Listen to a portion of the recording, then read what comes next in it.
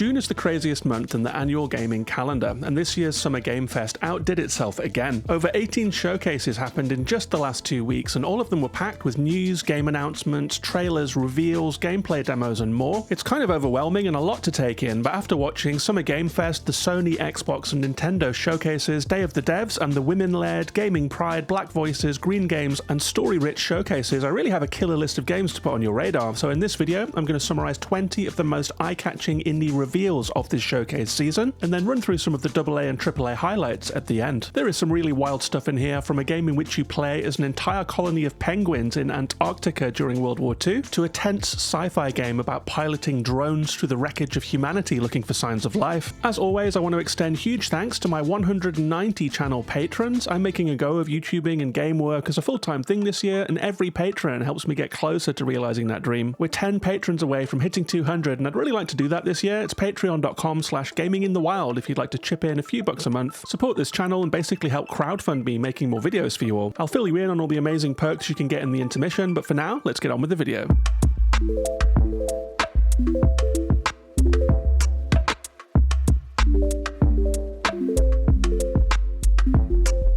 I'm going to go through the games alphabetically, and the first one on that list is About Fishing, which was shown at the PC Gaming Show. This one comes from the developer of Arctic Eggs, which was a bit of a cult hit, and it's a mystery fishing game in which you play as a lone angler in a yellow raincoat who catches fish in the lake, but also pulls things up from the bottom that might be better left forgotten. What that means in gameplay is pretty interesting. When you cast your line, the camera goes with the hook, and then when you get a bite, you can use the fish to explore the lake bed from an underwater perspective. Upgrading your equipment at the local fishing store means you can cast further and swim deeper, and who knows what those depths will turn out to hold. This game has a vibe all of its own, and while it has a similar gnarly visual style to Arctic Eggs, the setting is tonally very different. It's amazing what changing the quality of light can do. Whereas Arctic Eggs had this cold blue, snowy Arctic settlement vibe, About Fishing has a soft algae green light that brings to mind soft rainfall, being among trees and out in nature. So it really has pulled off a vibe. There's a demo on Steam now that's About Fishing.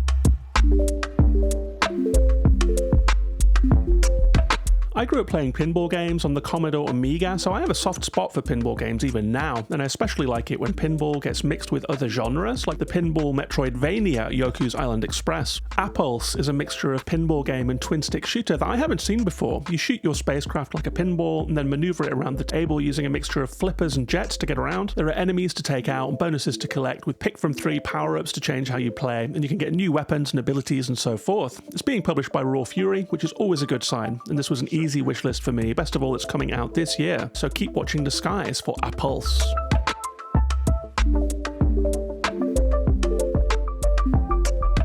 The women-led games showcase had a lot of interesting titles this year, and the one that most caught my eye was called Arcane Eats. It's a culinary deck builder where you play ingredient cards to construct dishes on the stove, so if you manage to mix a phoenix egg with skull peas and abyssal pepper, you might discover an astonishing new dish, or create a plate of dubious food that's going to get you a customer complaint. When customers are full, they leave and pay you, and new customers come in and occupy their stall, and then there's a dinner rush that you have to get through as well. There are also some modifiers that might save the day, like your enchanted oven gloves or a special cooker or a quick spell and that kind of thing. And you can recruit staff and buy new ingredients by day to make your kitchen run more smoothly and your dishes more appealing, and hopefully impress the legendary master chefs of this realm. I played the demo of this one and I had fun, but I wish there was a bit more customer variety. Sometimes you have 2 identical customers sitting there, which kind of breaks the illusion. But I really like the framing. It's still in early stages, and there seem to be plenty of intertwined systems to learn, and the art is really charming too. Check out the demo on Steam if you'd like to see it yourself. That's Arcane Eats.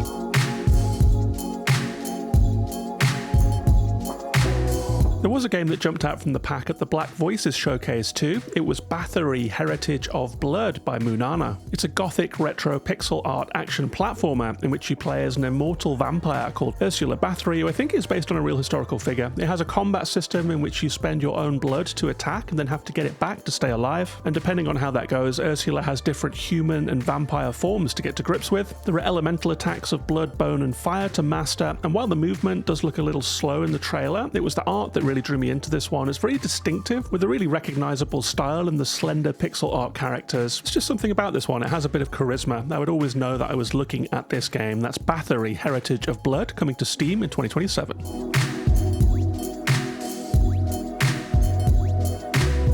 Over in LA, Summer Game Fest also has an in-person press event where many of the games from the various showcases were available to play in person, and one game that picked up some buzz among attendees was Bub. That's just B-U-B, and that was shown at Day of the Devs. It's a game about trying to be an artist in New York City, with all of the travails that journey involves. I really like how it represents the bustling metropolis from clubs and events to the lonely small shoebox flat that Bub lives in. But as well as that, Bub is also creating all of the time, which opens the door to dreamlike gameplay sequences where we play through his creative process and artwork as well. It was made by a two-person development team under the moniker Paper Frog, and fittingly enough, all of the art was handmade using a time-consuming papercraft technique, so you can see scribbles, ink blots, rough torn edges, and all of those handcrafted touches that really give it a strong vibe and identity. People who were at Summer Games Fest in person really were buzzing about this one. It's a long way off with a release window in Q4 of 2027, but it's one to watch for sure. That's Bub.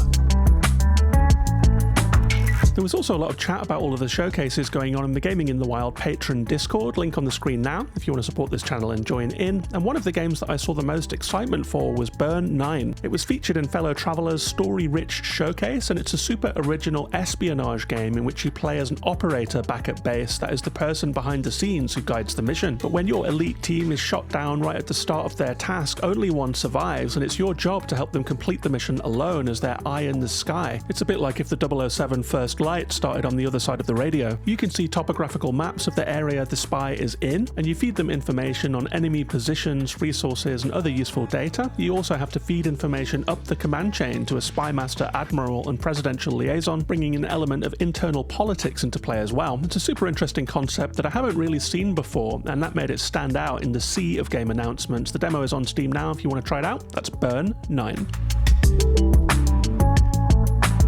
One of the things that I really look forward to about Summer Games Fest is finding out what teams that we know and love have been doing since their last game. And the pitch dark sci-fi game Mouthwashing was definitely one of the indie darlings of 2024. And at a particularly stacked PC gaming show, we got to find out what the development team Wrong Organ has been working on since then. It is predictably nothing we could have predicted. It's a tank horror game called Carcass Clad, in which 3 players have to work together to pilot a bulky tank through a war-torn city called Vorgorod. There's a commander, a gunner, and a driver role, and they all have to work together to discern the way forward, read maps, spot enemies, and decide when to deploy their scarce ammunition to try and punch through an enemy's weak spot and clear the path ahead. It has a dark and crunchy art style and promises 2 to 3 hour multiplayer sessions involving tactical planning, tense, weighty combat, and unique mechanics for each role. It also has a specifically tactile form of gameplay as you operate the tank's buttons and levers that make you feel like you're using a heavy machine. It's deep in development with no release window as yet, but it was one of the most interesting trailers I saw in this showcase week. That's Carcass Clad.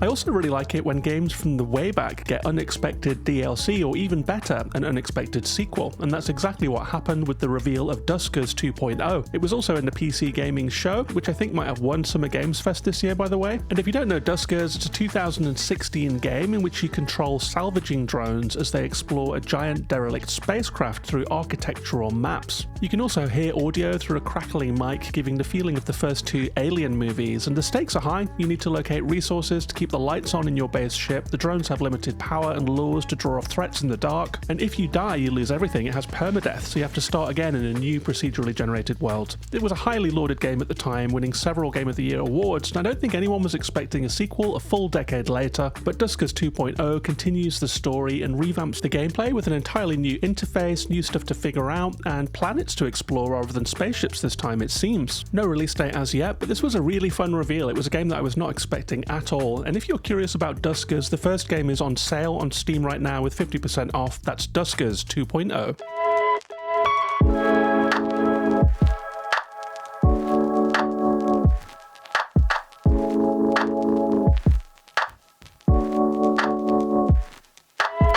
There was a Green Games showcase at Summer Game Fest as well. It was a bit of a wordy showcase actually, but it focused on environmentally minded games. So lots of terraforming games, lots of farming games, but one oddball stuck out from the pack for me, and that was Doomsday Diner. Imagine a Fallout game in which instead of exploring the wasteland, you just run a diner at the Red Rocket truck stop that involves cooking mystery meat for wastelanders, cleaning up the terminally unclean diner for service, and sometimes fending off bandits who want to come and raid you and take all your stuff using traps and guns. So it's an interesting spin spin on the restaurant simulator that mixes familiar kitchen and service gameplay with a Fallout-style wasteland environment. You can upgrade your diner with the money that you make to have better cooking tools, better weapons that you can use to defend it, and honestly, I'm not quite sure how this kind of grim, gory game found its way into the Green Game Showcase. Maybe it's because it's a cautionary tale, but it was definitely something different, and that made it stand out. There's a demo out now, and it's out on July 23rd. That's Doomsday Diner.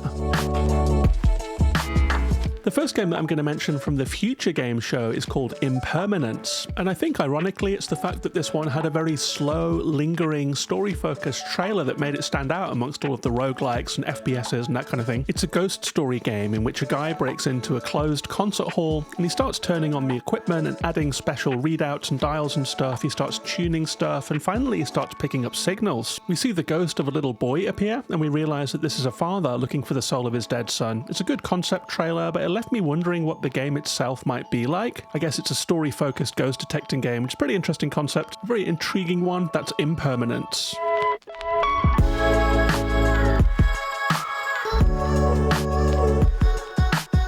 That brings us to the halfway point, and if you're still watching now, I hope you're enjoying this video. Pretty much all of my videos are an earnest attempt to spread the love for under-the-radar indie games, and if you enjoy this work, you can support it on Patreon. You get lots of extras and fun stuff in return, including a supporters Discord invite. Our Discord is like a kind of secret haven in the gamer internet. We're about to run a giant event around NextFest where we all play games together and rate them, and there's all kinds of channels and events going on all the time in there, and a really nice bunch of people. You're welcome to come and join us. You also get behind-the-scenes content like voting on thumbnail versions and my thoughts on YouTubing, analytics, editing, music and so forth. And at the $5 tier, you also get a free game code for 1000 Times Resist, Phantom Spark, Signs of the Sojourner or Many Nights of Whisper. Those are all underrated indie games that I think everyone should have in their collection, so I spoke to the developers and I have codes for new patrons. There are other tiers to check out too, including the $10 boss tier that will get you a shout out in every video that I make, so extra special thanks as always to my boss tier patrons: King Champ, Susanna Maria, Drellish, Reistic Studies, Nate, Noah and Jeremy. Link on the screen now if you'd like to come and join the Patreon, and with that, let's get on with the video.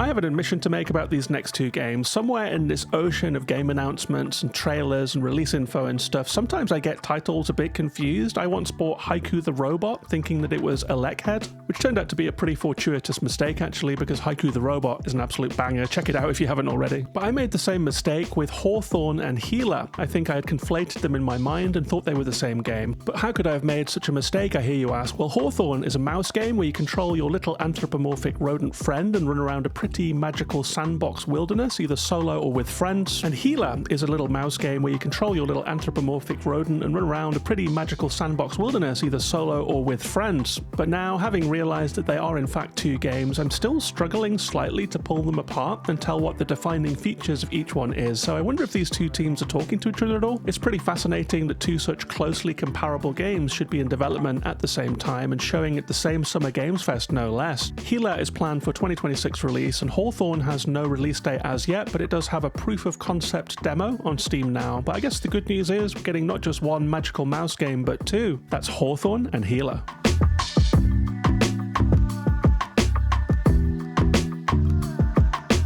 There is a long history of video games that draw on the look and vibe of Studio Ghibli, of that bright, colourful depiction of nature with swaying trees, high winds and waves, and a sense of playful, almost wholesome, childlike adventure. Into the Wind is drawing on that rich inspiration as well. It's a delivery game in which you pilot your sentient bike plane thing to get parcels where they need to go on the island nation of Santa Rosa. You can see elements from Nausicaa, the Valley of the Winds, from Porco Rosso, and from Kiki's Delivery Service all mixed in here as your plane zooms under the arches of viaducts and as your bike screeches around sandy side roads. You also have to fight off pirates who want to steal your packages and get to the bottom of what is going on this island. And as well as deliveries, the game promises a family mystery story with a sizable cast of characters, an upgradable and customizable home base, and more. It's coming to early access soon, and there is a closed playtest happening on Steam soon if you'd like to register your interest and be one of the first to see an in-progress version of the game. You can apply for that on the store page if you're interested. That's Into the Wind.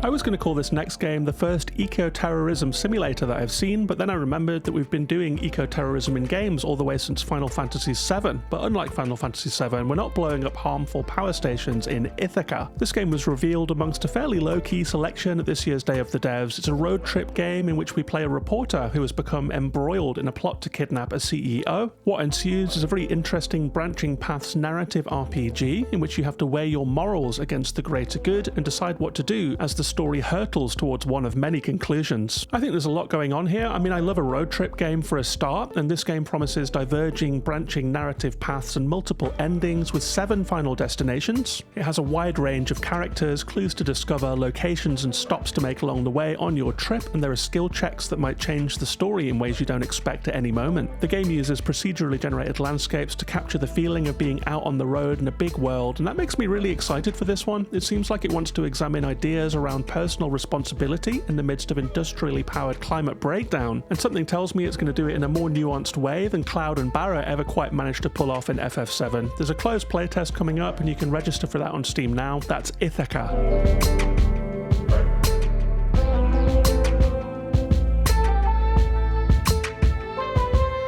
Penguin Colony is one of the games that sneaked into multiple showcases this year at Summer Games Fest. It appeared in the story-rich, frosty, and green game events, so there's clearly a lot of support for this one out there. It's a Lovecraftian tale that tells a story that isn't just about giant tentacle gods, instead drawing influence from Lovecraft's many short stories, including specifically named ones like At the Mountains of Madness and The Shadow Out of Time. So expect a general sense of unease in this piece of interactive weird fiction. It has an interesting gameplay concept too. We actually play as the whole penguin colony in this game in the year 1939. We can switch between different members of the titular penguin colony to observe a race between Nazis and indigenous people, both of whom are seeking something ancient that is buried in the ice for very different reasons, of course. This game is by the award-winning developer of Umurangi Generation, and it's being published by Fellow Traveller. It's coming out later this year, and there's a demo on Steam now. That's Penguin Colony.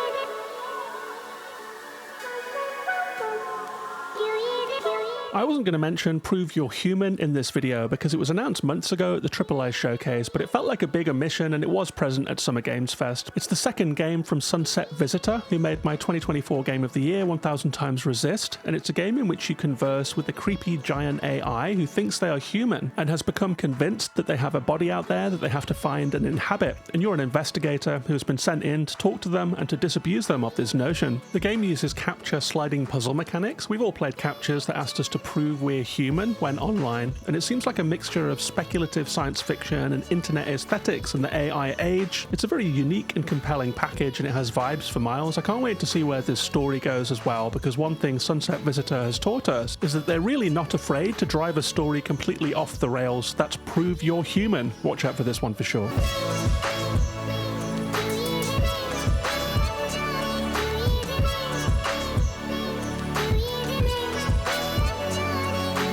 And the final game that I'm going to talk about in this indie game list before we get to the AA and AAA games is perhaps the biggest announcement of Summer Games Fest, at least for me, and it was one that had been pre-announced ahead of time. We knew that Gareth Damian Martin, the maker of Citizen Sleeper, would be dropping their new game at the PC Game Show, and it turned out to be as intriguing as we might expect. It's a game called Signet City, and interestingly it swaps the architectural or cartographical viewpoint of Gareth's other games for first person, and it has a visual style that mixes drawings that Gareth has made by hand with altered photographic imagery for a really textural collage feel. In this game, we play as a body-hopping parasite in a Last of Us style apocalyptic scenario in which a strange mycelia has taken over the world. Gareth describes the game as a fungal punk RPG that will include dice, skills and resources, RPG gameplay, rivals, and the opportunity to explore Signet City from its wild outskirts to its bustling centre. No release date as yet, but Gareth has released a game every 2 years in recent times, so if they keep to that cadence, we might be seeing this one in early or mid 2027. That's just a guess though, and either way, it was my most hyped game of the show, and along with Prove You're Human, is now my most anticipated game out there. That's Signet City.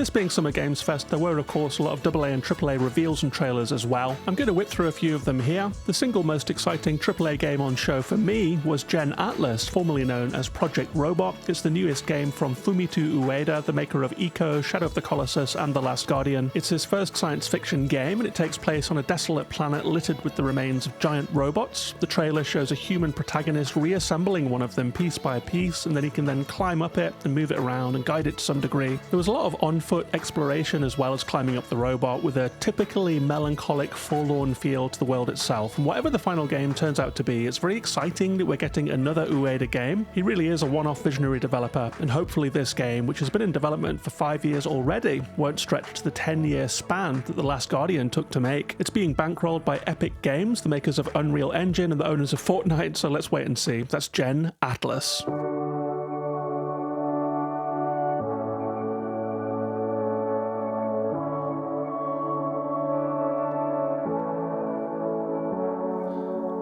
The biggest news from Sony was the reveal of God of War Laufey, and you might be saying, what on earth is he saying? Laufey is an Icelandic name. It is not pronounced Laufey, it is pronounced Laufey. Imagine Oive with an L in front of it, and you're on the right track. It's a new mainline entry in the God of War series, in which we don't actually play as the God of War, but rather his deceased wife, Laufey, aka Faye. She was cremated at the very first moments of God of War 2018, and as she rises up into the heaven of the gods, that's where we pick up the game, directly after that moment. It had a 20-minute demo showing cinematic combat and exploration, but personally I didn't gel with the direction of Ragnarok, which left behind the sort of sadness and seriousness and gravitas of God of War 2018 for a more Marvel movie direction. All the signs are that this entry will continue that trend. It is what it is. I mean, I'll play it anyway when it comes out in 2027. That's God of War. Say it with me now. Laufey.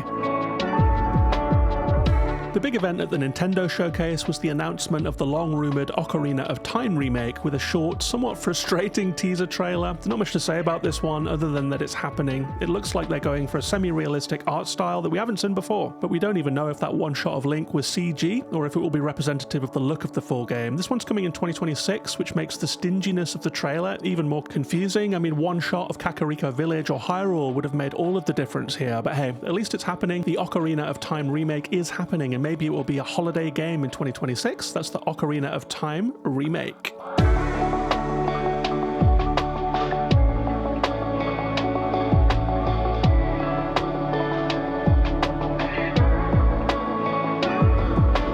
Maybe the most notable new game release was a AA game called 1666 Amsterdam by Panache Digital, that's being led by Patrice Desilets, the director of the original Assassin's Creed and Prince of Persia: The Sands of Time. It has a very distinctive look to it and an interesting story in which you're trying to hunt down some immortals that have taken home in the city of Amsterdam. You can switch to the perspective of your cat Familia, which is interesting too. That's 1666 Amsterdam. We got another look at Control Resonant, which was shown in various showcases, and as a Control superfan, I've been a little worried about this perspective shift from Jesse to Dylan and from gunplay to melee combat, but the Take Control trailer, which I saw I think at the Future Games show, actually got me more excited about it than I've been so far. I'll be playing that one for sure. I just need to clear my mind a bit of not playing as Jesse and take it for what it is. That's Control Resonant, out on September 24th. We also got a look at an interesting looking Mass Effect-like called Exodus, which is actually being made by former BioWare developers. You play as a space salvager in this game. It has companions, branching paths, moral questions, and decisions with meaningful consequences. So we have both Exodus and the new Expanse RPG vying for the right to be considered a Mass Effect spiritual successor. That's Exodus. And then finally, we saw Magicians: The Devil's Deal by Uppercut Games at the Xbox Developer Showcase. It's a first-person game in which you use magic abilities and a sort of cheesy magician's wand to change the world around you, throw enemies around, that kind of thing. You play as an illusionist who's made a deal with the devil and is living through the consequences of that. I thought the environments and the vibe were compelling in this one, and that magic-based gameplay seemed like something different from traditional first-person action. So that's my final pick from the summer showcases. That's Magicians: The Devil's Deal. And with that, I'm going to leave you with an episode of the Gaming in the Wild podcast, where I'll be talking about the games that I've been playing recently, including a wonderful deck builder called Black Jacket that I really think you should check out. So I'll leave it there. Like the video if you've enjoyed it, sub to the channel for more from me in your feed, join the Patreon if you'd like to join the community and support this channel, and enjoy the podcast.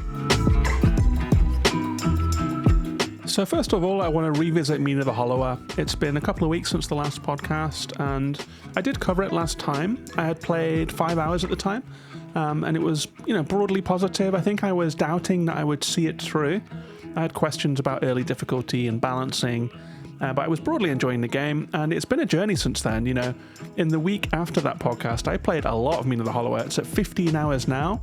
I've completed, I think, like 6 of the areas, and had a lot of fun doing it. It turns out that there is an early difficulty spike in Mina the Hollower, and that it eases off in the mid-game. And during the mid-game, I had some amazing fun, actually. A couple of the areas in this game are just absolutely pristine examples of area design. They have multiple routes through them, they are packed with secrets, they have interesting mid-bosses, they have stories all of their own, they have exciting bosses, and they have towers at the end where you get to race up, repair the tower, and then see little Mina go to sleep and feel satisfied. There is a very exciting mountain area that you travel to by train. There is an elevated area, I will call it. There's just a very, very interesting world to explore. I was playing it with a couple of modifiers on. I mean, the most significant is that every time I hit something as Mina, rather than getting Spirit Charge, which allows you to heal every now and then, I just heal a little bit. So it made combat a lot easier, a lot more manageable. But I did hit a wall with it in the end. I got to an area called Bone Beach. It seems like the areas are a little bit uneven in Mina. I think towards the top left of the map, they're wonderful. Towards the bottom right of the map, they kind of suck. So I ran out of steam with it, but not because of difficulty, just because I got a little bit sick of the platforming, and I'd done an awful lot of hollowing across moving platforms, under barriers, and then charge jumping onto another moving platform, and blah, blah, blah. The whole elevated area, which is above the main castle, was pretty much that. And then a lot of the beach area was that as well. And to be blunt, I got a little bored of it, so I put it down, picked up other games, and haven't been back since. So a bit of a roller coaster with Mina the Hollower.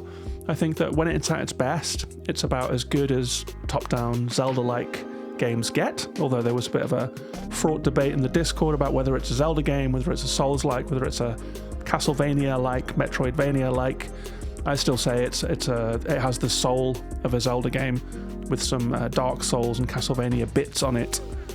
But, you know, people have their own opinions on that. But I think that Mina is a game that gets in its own way a lot. When it's at its best, it's amazing, but often it just seems to trip over its own feet, have difficulty spikes, really odd balancing. The lack of a map becomes a big issue the further you get into the game. There are NPCs that are just somewhere. There is an unlockable overworld map, but it's not granular. It doesn't show pathways. It doesn't show routes from one area to the other. And all of the pathways are linear and winding. So you can get lost and find yourself just going in circles, looking for the start of a new area, looking for an NPC that you want to turn in a quest for, looking for a shop where you couldn't afford to clear the shelves on your first visit. And that got a bit tiresome as well, so I think that contributed to me burning out on Mina the Hollower. At this point, if I'm honest with myself, I don't see myself going back to finish it. I would like to. You know, it's never nice to play 15 hours of a game and have, you know, another 5 hours left max, and not do it. So who knows? Maybe I'll try before year end, because Mina will be in the Games of the Year discussion for a lot of people. And it would be nice to just finish it off, see credits, and have a holistic opinion of it. Right now, I think it's a real cool, very patchy game. And I think that that's my current mid-playthrough position on Mina the Hollower. I also played a lot of MoonSigil Atlas. I played 10 hours of it. It's a deck builder, and rather than having energy, like Slay the Spire, or a limited number of cards that you can play, like many deck builders, MoonSigil Atlas reimagines the way that you get cards onto the board. There is a hexagonal area in the middle of the screen where you can slot in jigsaw pieces that are maybe roughly triangular, or you know, big or small, or just like a tiny little pip that fills one little tile. And each one of those represents a card. More powerful cards have bigger jigsaw pieces, clearly, so they fill half the board. And then you can get these little chip damage cards that can become powerful if you tune your deck in the right way. So it's a deck builder. You have to fight enemies, you have attack, you have defense, but you have this jigsaw puzzle at the heart of the game that kind of changes up the feel from something like Slay the Spire, even if it is ultimately mechanically a little similar to Slay the Spire. There are different characters, all of whom have different builds, different decks, different synergies to discover. And I played 10 hours of the game and got to the final boss and got them down to, I think, 8 health before they killed me. But that happened once in 10 hours. So I think that maybe I wasn't fully grokking the way that the systems work in this game. And I play a lot of deck builders, so I think I'm someone that can feel my way through a deck builder, you know what I mean? I've played like a lot of Balatro, a lot of Slay the Spire, a lot of Griftlands, a lot of many different deck builders, and done pretty well at all of them. Managed to get to the end of them. I might not like do it quickly, but I get there in the end. MoonSigil Atlas, I felt like I was floundering within the systems a little. So either it's me not grokking it, or it's the systems being a little opaque. I was left with a feeling that as I was powering up my character, and I did get him to maximum XP, each time you go up a level you unlock new cards, and I still wasn't quite able to get over the finish line and win a run, even though I came to the finish line and then tripped over. So I was left a little frustrated by MoonSigil Atlas in the end. I think there is a lot to like about it. I like the visual design. It has a fantasy, celestial, moonlit look to its graphics. It has a lovely orchestral soundtrack that is genuinely sweeping. It's very, very cool as well. That's what drew me to the game originally. I really like the jigsaw thing too. I just couldn't find my way into it, and ended up just thinking I'd had enough. Like, I opened up MoonSigil Atlas on my ally one night and I just felt tired. And at that point I was like, you know what? I think I'm done with this game. So ultimately not one for me. I think that there might be some either balancing or tutorialization or synergistic issues within the game. But it's certainly very polished. And 10 hours isn't nothing. I did get a promotional code for it, so I didn't buy it. Sadly, I'm not giving it a full-throated recommendation, but I would be interested to hear from other people who had played it, to hear what their take is. But that's my take for now on MoonSigil Atlas. I bounced from MoonSigil Atlas straight into another game. I was hungering for a deck builder, and boy did I find one. So now it's time for the featured review of the episode. It is a deck builder, a narrative puzzle game, and a really interesting tonal and atmospheric piece, and it is called Black Jacket.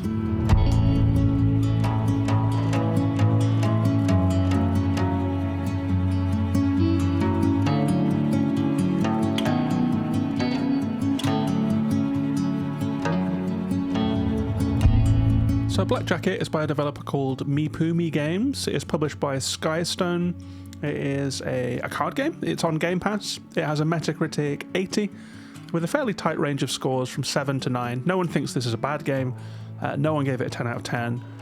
It's a solid 80 on Metacritic, although I personally would have ended at the higher end of that range.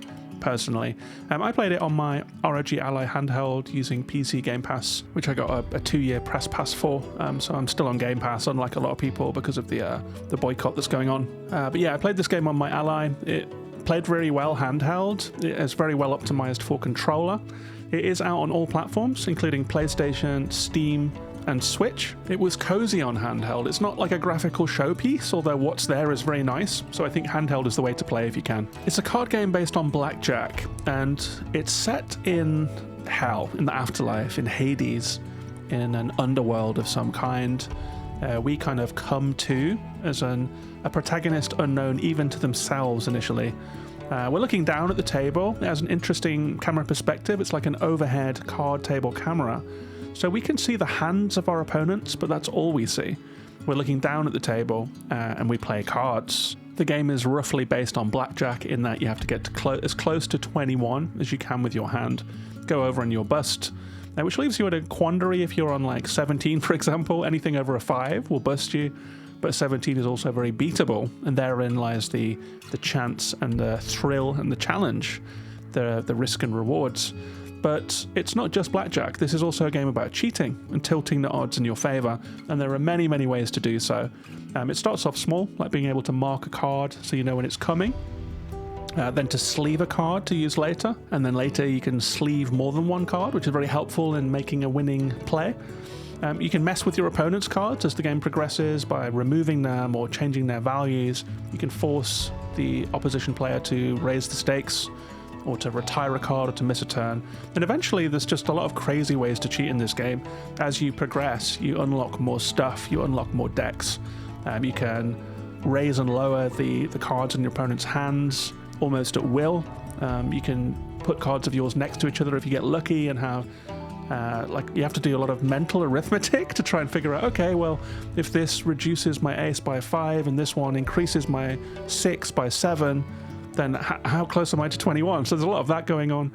You also get cards that can absorb cards into them, which leaves a berth free on the table. So you can turn a 6 and a 5 into an 11 and have a spare space to play another card.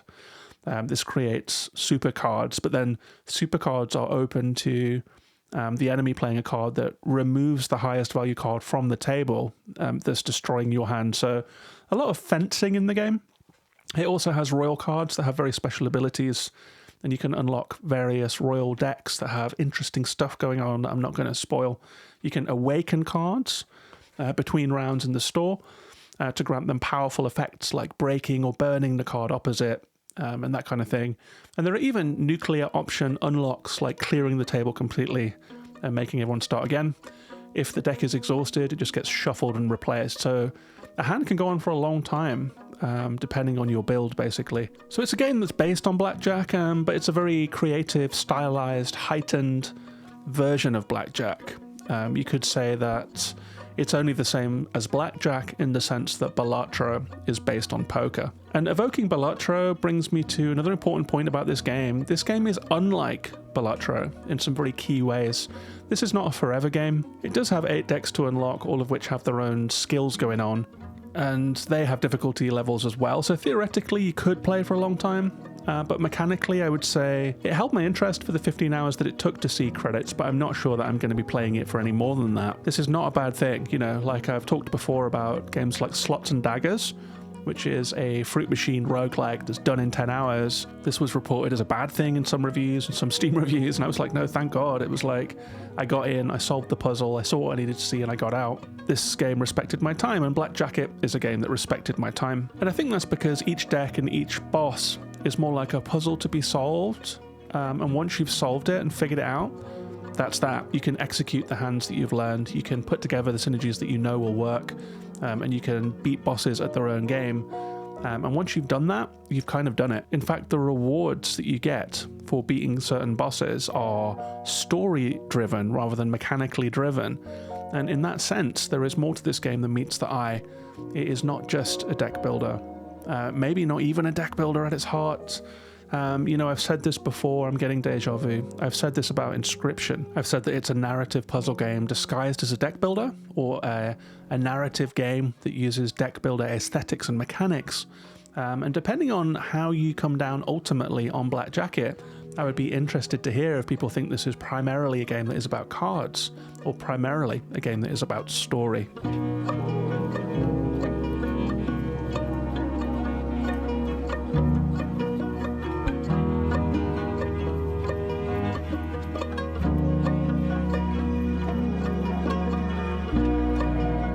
Inscription was my game of the year in the year that it came out. I loved that game. I loved what it did with cards. I loved what it did with its narrative storytelling. I loved what it did with rug pulls. And I imagine that people who like Inscription might have perked their ears up at what I just said about Black Jacket. And there are comparisons to be made here, but obviously it's not Inscription. You know, it doesn't go as far as that game in confounding our expectations. Nothing does. Inscription is truly one of a kind. But the comparison stands in the importance of story to a deck builder. A lot of deck builders are purely mechanically focused and have no story at all. And I was very surprised to find out how important story is to Black Jacket, or at least to what I took from Black Jacket. Because ostensibly in this game, you're just a lost soul in hell, trying to play your way out. And the game could have stopped there. You know, you're trying to win enough coins to pay the ferryman. It just needs little cutscenes for not having enough coins, or maybe getting out at the end. It's all it needed, really. But there is a lot more here than that. And it starts with the very first people that you play cards against. You know, this being roguelike deck builder, there is like a little Slay the Spire style map where you pick your next opponent, or shop where you can upgrade, or, you know, more coins for your wallet if you're running low, or harder enemies that will give you relics if you want to. But each match, each blackjack game has a morsel of story in it. Maybe you're playing someone who has tattooed hands with an awakened eye, and they have a shaky voice, and you put together a picture in your head that maybe you're playing like a depressed fortune teller who lost something. They're begging you not to take their last coins. They've played a lot of cards and they're desperate to get out. And you get all of that from a couple lines of dialogue and the sight of their hands. Maybe your next opponent has slight feminine hands and a soft, empty voice. Someone that says, do we have to play? Someone that never wins. Someone that doesn't want to play anymore. Someone who's fatigued of playing and yet must, just to placate these other lost souls who keep challenging them. Then maybe there are bleeding, charred hands of a violent man who howls with anger as you play, who accuses you of cheating and thievery, with some grounds often, to be fair. And they have lines of dialogue at the start and end of games, but they also, you know, if you play an ace, if you play a blackjack, a 10 and an 11, a 10 and an ace, a golden hand that cannot be beaten, they have lines for that too. So you do feel like you're playing against people and conversing with them. My only ding against this game really is that if you play it for 15 hours, some of the minor characters start repeating lines pretty regularly. I wish that the pool of dialogue was a little bit deeper, but I do still want to praise the level of the writing, the commitment of the voice acting. Whoever was choosing these actors did an incredible job, because they set the atmosphere incredibly well. You get a sense of this place you're in, of the kinds of people who walk this underworld, and they are pleasingly varied and a little unhinged, you know. It's a bit spooky. And when you beat one, you choose your next encounter and off you go. There are damned souls sometimes. They have sort of shriveled, withered purple hands and they just moan and hiss. Maybe they've been down here so long that they lost themselves, or they are some kind of shadows that lurk in the underworlds. And then at the end of each map, there is a final game. You have to win 3 of these to complete a run. And these are against tough, wily opponents of a different kind. You could roughly equate them to bosses if you want, although that characterization, to me, felt a little simple by the end. They are characters too. Each has a large gold coin that you can win from them and then give them back in exchange for a powerful boon. You beat 3 to finish a round. These are fully fledged characters. The first one that I encountered is a professional gambler. You see her hands on the table. She's a corpulent lady with rings and jewelry, with a manicure and with a southern drawl, who seems charming and disarming and deeply untrustworthy all at the same time. She has abilities to reshuffle the top of her own deck at will. She finds her way to 21 miraculously regularly. Beating her is a challenge that you will have to crack. The next boss that you might come across, and they are randomized, is an angry, stout guy with thick bandaged fingers. He's harsh. He castigates your character. He scrapes his coin along the table at the start of a match, producing a line of dramatic sparks. He is unsympathetic to your cause and eager to beat you down, and you'll have to crack him as well. And then there is a lost child who has somehow ended up in hell. He has train cards that make cards move around the table clockwise, which completely destroys your hand. He doesn't always seem like he's an expert in blackjack exactly. He doesn't seem to care that much if he wins. He's a child who is playing in the literal sense, but he really does know how to disrupt your play, and that makes you rethink the game in another way. So all of these character encounters are interesting mechanically. They are very well voice acted. The voice acting in this game is second to none. But what I really enjoyed about them most is that every time you play them, they have a new line of dialogue or 2 for you. And every time you beat them, they share a little bit more about themselves. Their characters start to emerge, who they were up on the surface before they ended up down here, who they are now, who they've become, what their regrets are, what their hopes are, if they have any hopes left. There are stories here that are carefully written, carefully crafted, and beautifully acted. And how these stories unfold felt almost miraculous to me by the end of the game. I found myself getting emotionally invested in these stories, hoping to meet each boss again and again, to raise my level with them, to beat them at cards, to hear more of their story, and to see where all of this was going. I became quite transfixed by the journey of starting to win runs again and again, you know, breaking the system open, opening new decks, realizing there was still more to do in untangling the puzzles within the cards. I will just leave that there and not spoil it any further. And beating each boss 6, 7, 8 times, you're fed more crumbs of their stories, you learn more of who they are, and it all comes together quite beautifully in the end, I think. By the end of this game, I realized that as well as playing cards and having a good time doing that, I'd been watching a play. It's almost like a southern gothic play about a group of people who've ended up in the same place for one reason or another, and the play had been hiding in plain sight. So I can't say more. I mean, I just want you to go and discover it for yourself if that sounds good to you. But I will say that Black Jacket is an easy recommend from me. It's a memorable card game with great presentation, with good solid deck building gameplay that will keep you amused for the duration. Most of all, it's a game that's worth playing for the story, for the voice acting, for the lovely writing. And in that sense, I think it stretches what deck builders do.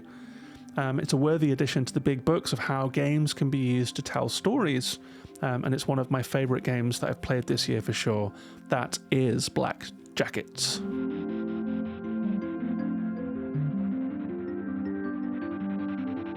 And that brings us to the end of the video. Make sure to like it if you've enjoyed it, sub to the channel for more like this, and I'll see you next time. Take care of yourselves and each other, and bye-bye for now.